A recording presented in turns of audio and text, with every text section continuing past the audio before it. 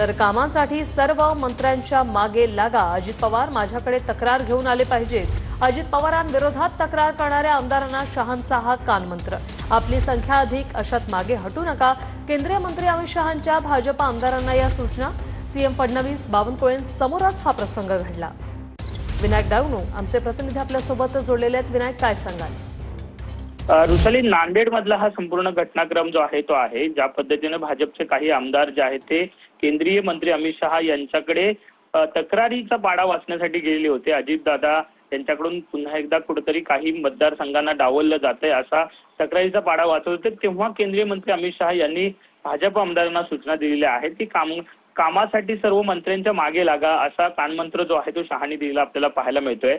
आपली संख्या अधिक आहे, अशात मागे हटू नका असंही त्यांनी म्हटलेलं आहे। आणि मोठा भाऊ आपण कुठेतरी आहोत, त्यामुळे सगळ्यांना सामावून घेऊन महायुती जे आहे ते एकत्र चालली पाहिजे असे सूचना ज्या आहेत त्या अमित शहांनी सगळ्या ज्या आमदार तक्रार करण्यासाठी गेले होते त्यांना हा कानमंत्र दिल्याची माहिती जी आहे ती सध्या मिळते। धन्यवाद विनायक, तुम्ही दिलेल्या या माहितीसाठी।